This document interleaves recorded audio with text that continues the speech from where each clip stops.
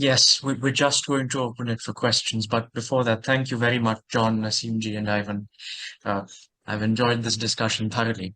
And I'm sure more things will come out now that we'll open up for questions. I'll just ask those who do have questions, and I've seen some in the chat, to keep them brief, to the point, and when you're asking your question, please do give a line or two of introduction about yourselves, and raise your hand. We'll call upon you. I want to kind of just jump in, sorry, and break just mention that we are sort of putting a patched cloak together here. All these distinct ideas and observations is like putting a patchwork of cloak,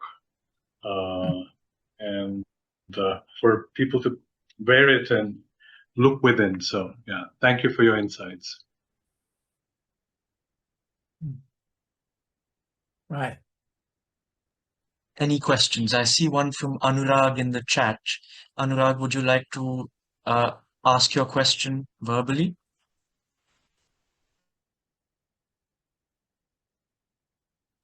Don't seem to be getting a response. I think I'll read it out to you. It's to you, John.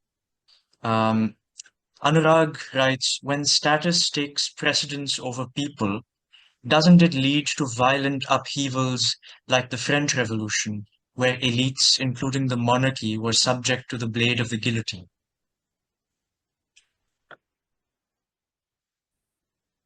Yes. Oh, dear. It's an obvious problem and possibly eternal. I mean, I was pointing it out because I just think it's important that we know the nature of the beast we're dealing with, and the battle of status and security, meaning, to use another term, survival, is 80–90% of political life, unfortunately.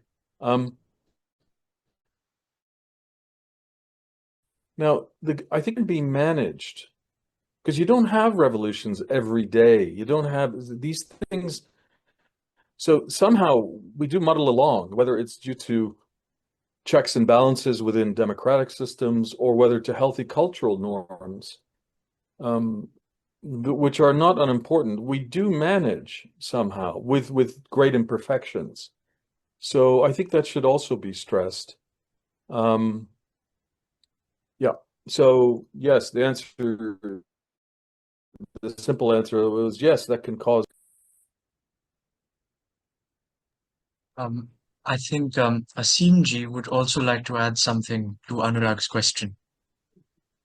Yeah, I think what Anurag touches upon is a very, very, very serious modern political and human question, which is, why is it that in one revolution after another, the revolution eats up its children? Why is it that you are so sure and of your morality and your ethics and everything before the event than after the event?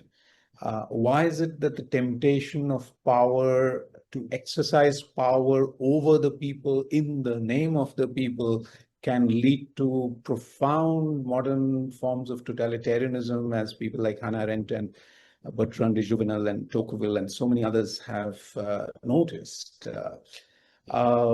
And this is sort of a counterpoint in a sense, or perhaps the same point as Thomas Hobbes was worried about after the English Civil War, when he proposed the Leviathan, modern Leviathan state, and so on. So perhaps what we need to do is a bit more thinking about what we mean and understand by the word revolution, and do a dispassionate sort of analysis of that without looking at, good and bad as absolutes. To simply understand the phenomena, what they do, because they do reveal a certain truth about the society in which it happens. For instance, the 1789 revolution, I think it revealed the injustices of late 18th century, monarchic France, but then it unleashes the bloodletting, which leads to the terror and the rise of a French colonel who's very charismatic and shows his martial virtues in Italy and then is coronated as the king, and then Bonapartism takes over for the next generation and more. How does a republic become an empire all over again? And we need to study this phenomena, especially now in the 21st century, when it often seems to my senses that, democracy was a 20th century aberration in human affairs. That actually the norm before the 20th century and after the 20th century, it well might be something completely undemocratic.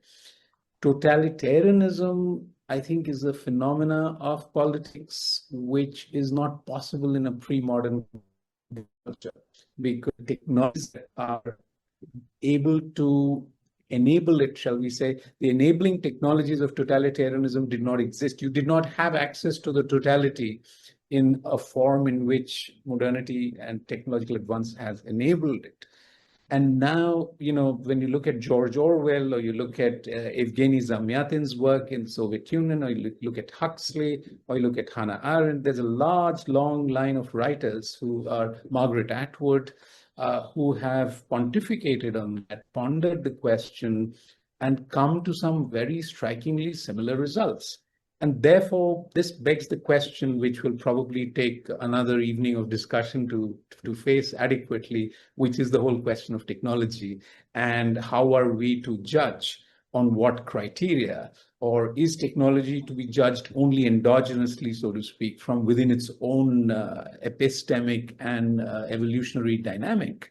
Or are there ethical considerations one needs to introduce in the manner that, for instance, the philosopher Hans Jonas did? The relationship between technology and politics is a very important matter to talk about. And I think that what the revolutionary tradition in modernity has done is it has legitimized a certain kind of people's action, which usually means some kind of violent action ultimately, which inevitably turns morally counterproductive. Once you have dethroned, once you have stormed the Bastille or the Winter Palace or what have you, retreats from the front lines so easily. Can I come back in on that, Kabir, quickly? Sure, John, sure. Very quickly. So Asim's got me thinking about something. You see, I think one of the hallmarks of bad politics, I refer back to one of the best books ever written called The Observing Self by Arthur Deichmann, okay? Because the state of being entranced on program is the bane of humanity. We need it to learn, but in politics, it can lead to very ideological thinking. To get to the point about revolutions, what happens, I think, the huge error in all revolutions is there's a basic idea that's a corrective to a problem in a society, okay? That idea is then taken and not only used to do an initial correction, it's used to run the society post facto. That is ideological program thinking. It is not necessarily the case that the initial step needed to overthrow an error is the answer. You need to run the society problem afterwards. And the only reason people do that is because they're ideologically programmed. And I see this as one of the biggest problems in politics today, by the way. Sorry, a whole other strain on the patchwork cloak, Sunil. But this fixated thinking, and so for me, the contrast between fixated program thinking and highly flexible thinking is one of the keys to us moving forward. Yeah, I think that's right.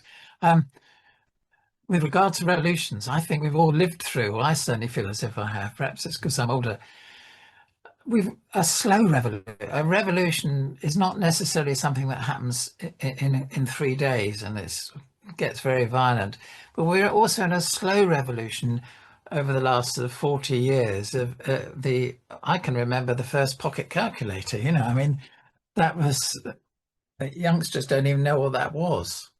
It was a major breakthrough true for us that are very good at arithmetic. To suddenly be able to just tap something and the answer comes up is wonderful. So that age to now, there's the good and there's the evil in this slow revolution. The good is wonderful. I mean, this is good, isn't it? We can talk to people the other side of the world and have serious conversations and learn things and so on. All good. But at the same time, this technology has produced grooming gangs and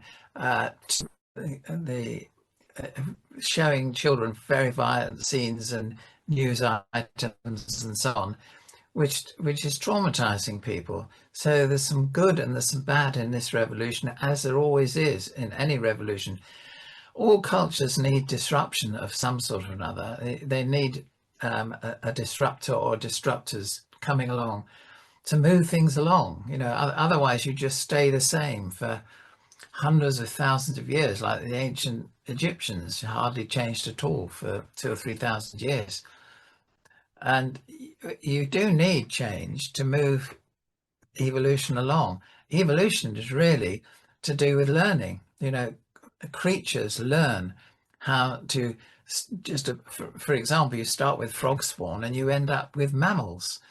But to go, their life had to learn how to be started in eggs and then or in spawn, frog spawn, but then in eggs and then in mammals to produce the babies, the youngsters. And that was a learning process in nature.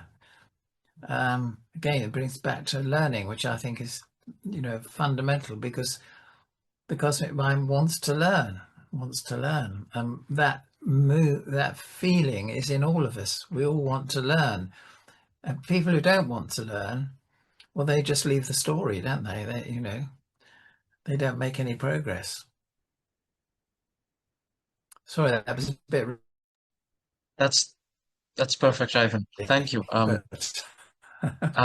Any more questions? Please raise your hand. I see some questions in the chat. Professor Devi. May I? By all means, please. Thank you. You see, this was a lot of learning for me. John, Ivan, and Asim made me really, they enlightened me, and I want to thank them. I have a question, and it's a real question and not an intellectual question. And that is, if we look at the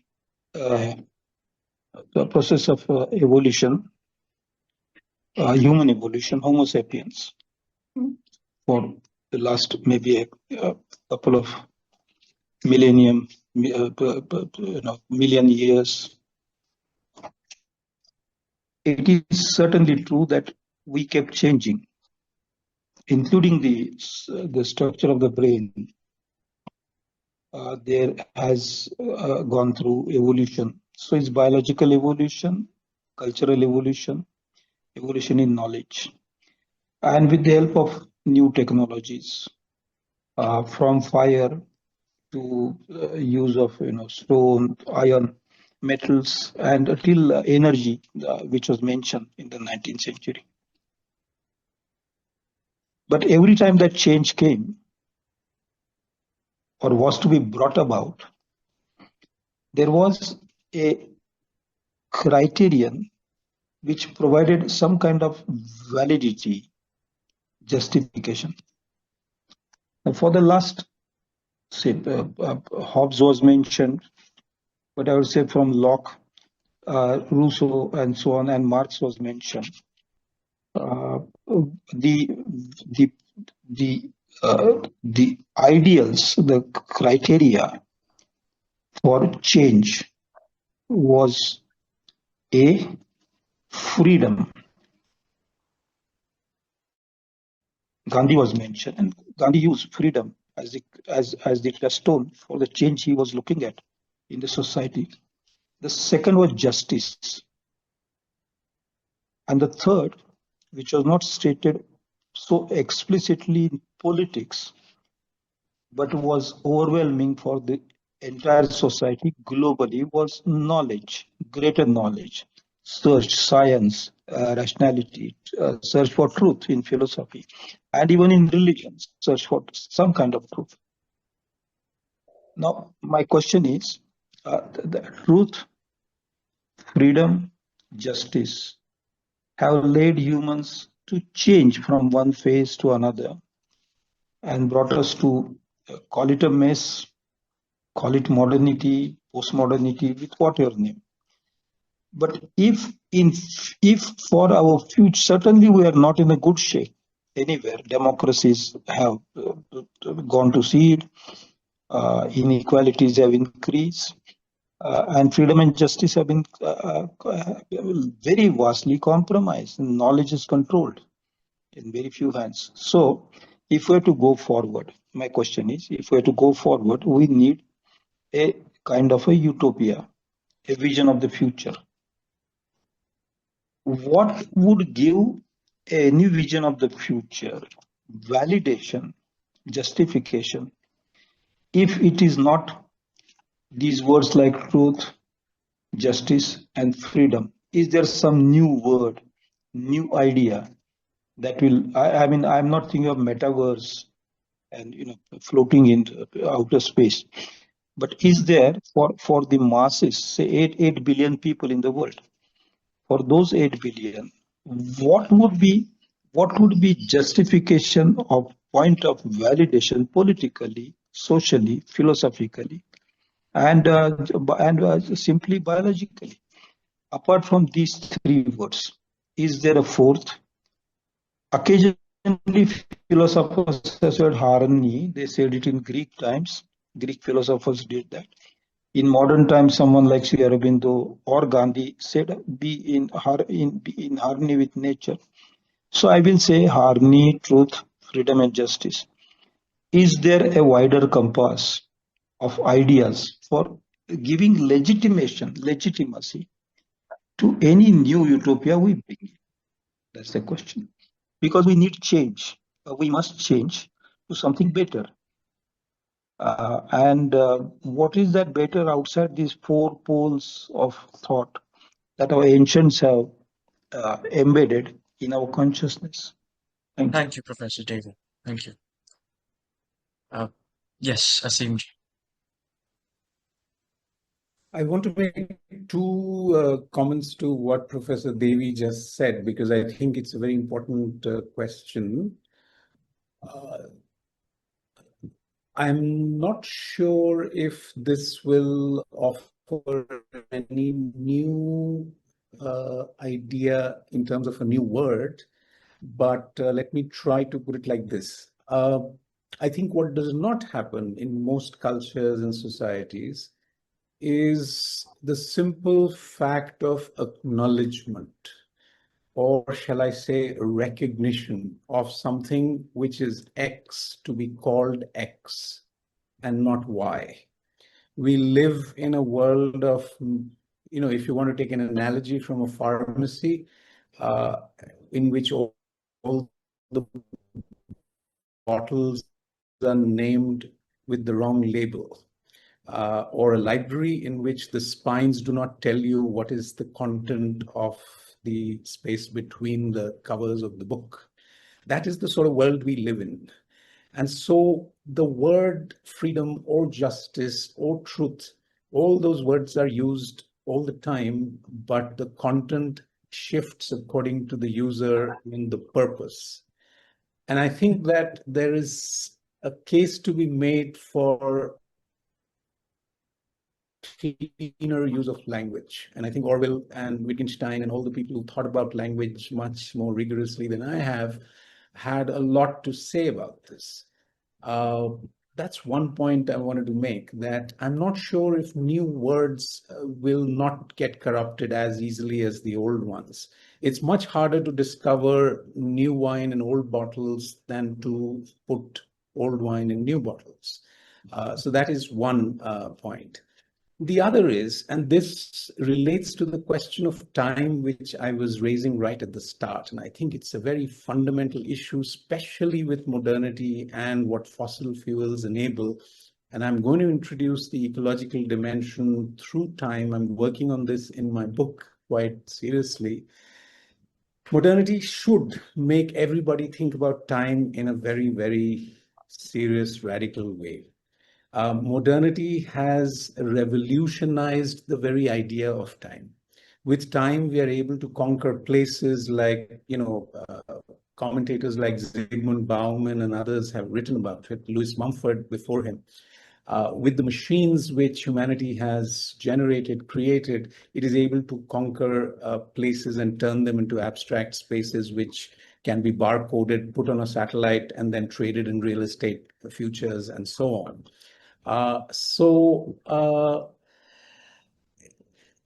How does this relate to Professor Devi's question? In the following way: the moment you project a utopia, you're already trapped in the logic of time which modernity has got us used to. The moment you get into words like progress, or John rightly pointed to ideology, and a word to which I've developed a serious allergy in the last few decades of my life. I mean, I get annoyed. I get annoyed with the word itself. It gives me something not pleasant here. So ideology is a problem in itself, other than there being good and bad ideologies. But ideologies, even when they're good, they're rarely bad. I mean, who has bad ideologies? Everybody intends well, everybody means well. How come so much bad happens from good intentions? How come so much hell comes out of good intentions? Is a good question and a moral riddle to answer. My point is something like this, and then let me first use the line from Urdu poetry, which Professor Devi will recognize, and then I'll try my best at a translation, which will be poor inevitably.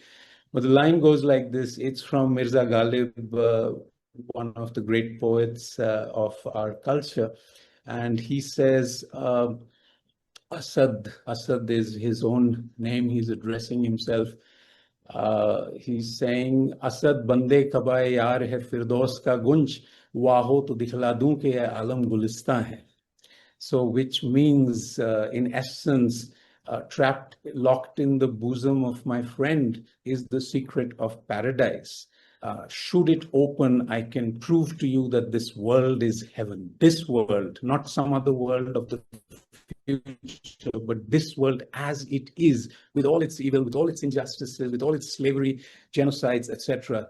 There is still heaven which sort of trembles under the volleys of hell, shall we say. And I'll quote you one more line and then I will stop. It's from the Argentinian writer Jorge Luis Borges, one of my favorite writers, and I don't care for his politics very much, but that's not the point. What he was able to capture in some of these gems, one great sentence of his was enough to make my day in my youth. And he says, let heaven exist even if our estate be hell, So that, I think, is the way I feel about it. And I haven't thought through everything that this implies, but those are the directions in which I think about it. Hasim, I think that's absolutely brilliant what you just said. The problem with utopias and words like justice and freedom, and they're normalizations. They mean different things to different people, as you rightly just pointed out. And that's one of the sources of huge confusion on the planet, huge confusion, because what the word freedom means to one person, they want to be free to swim naked in the sea or something.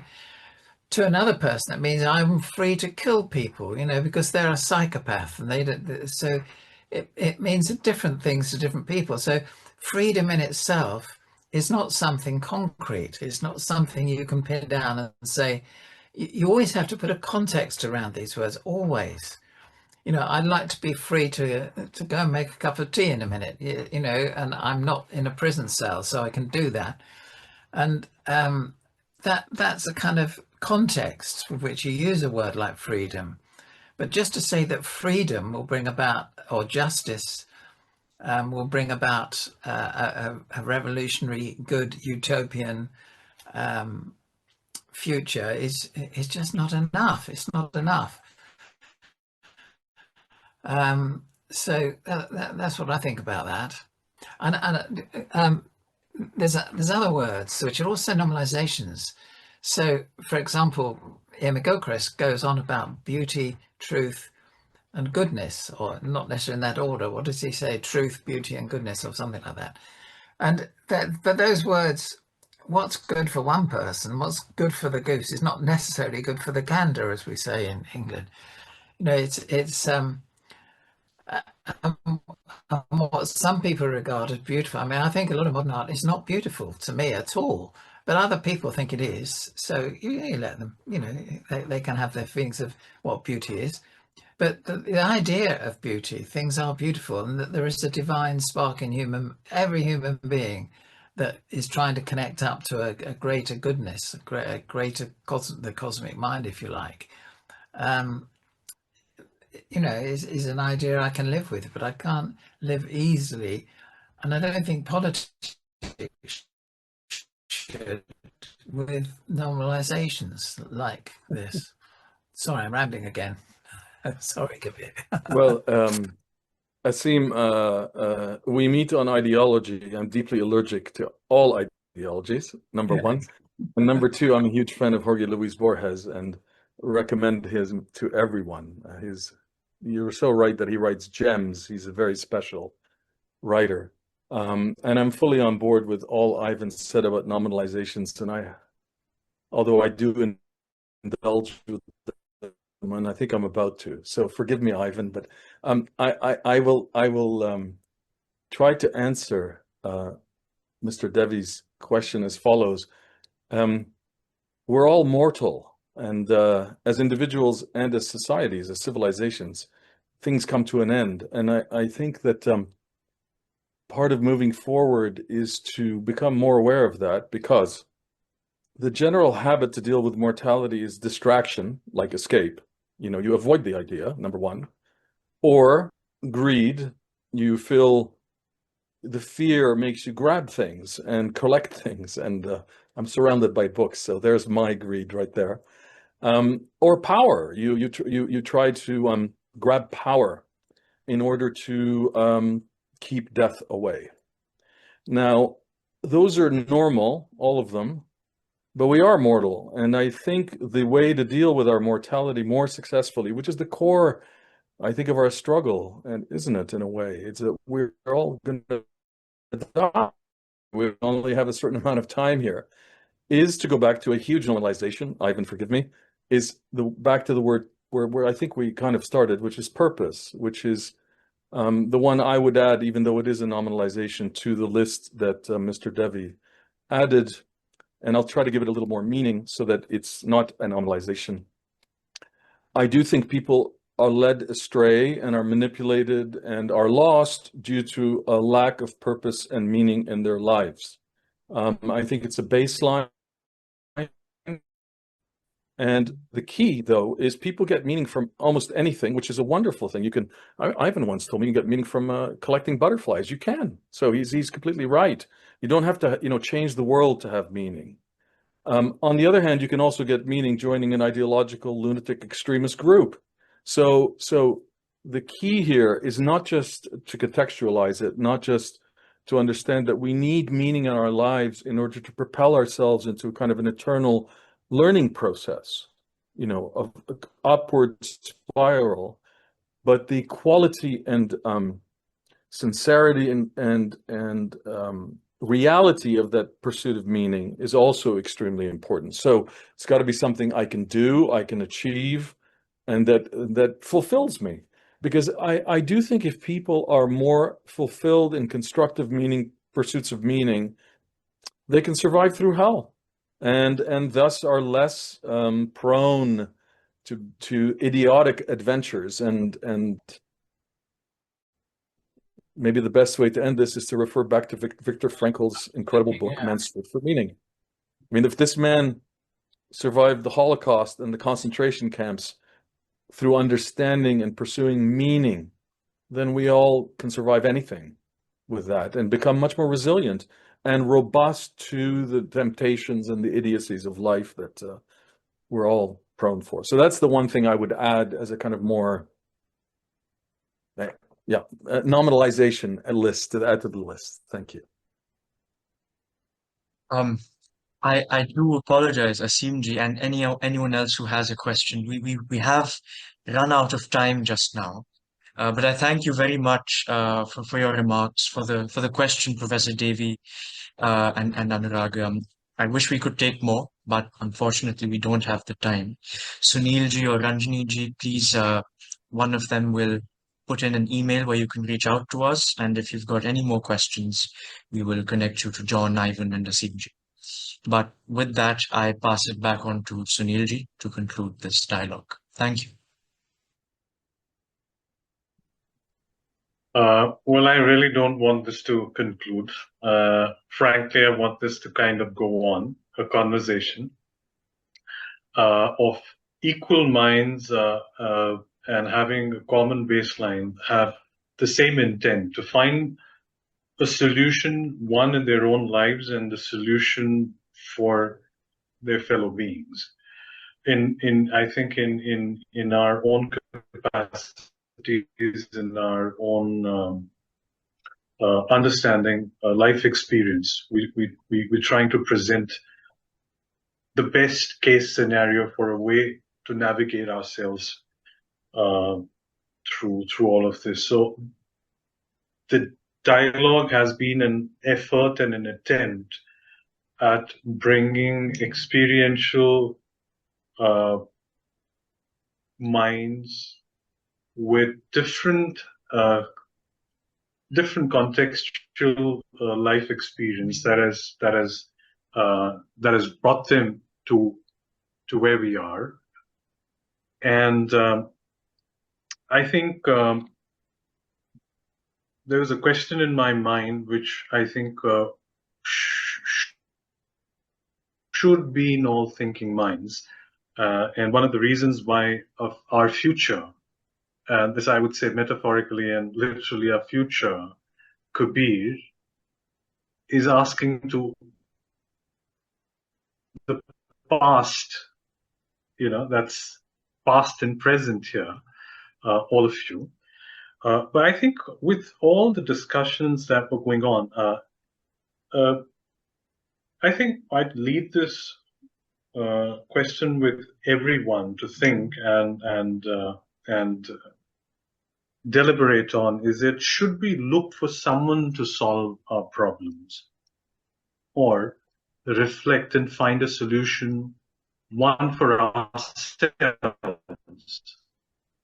and give our attention to the right places? I mean, all that we've been individually, we've spoken to. I've had wonderful long conversation with Professor Devi as well, and some of the other participants who've come in. And I think the intent and idea is should we focus on ourselves? Should we focus on our nature? Should we try looking at the distractions, which are problems in many a times, or should we look at some help coming from somewhere? Or as John rightly said, we are mortal. Death is going to come to all of us. What do we do with what we have? Do we understand what we have, which is the endowment that is the human givens? We are endowed with things that we have. Do we know them? Can we use that to navigate what we have? Like Asimji pointed out to a scenario that is built up all around us. John's highlighted to the inflamed mind status that some of us may have come across. But I think Ivan kind of draws us back to our nature, our core nature, our foundation of all that we've created around. So I really want to thank all the participants who've taken the time out, and all the speakers who've taken their valuable time out and thought it important to share it with all of us. And I hope that we have more dialogues. We are planning more, but The intent is that these dialogues are not just conversations.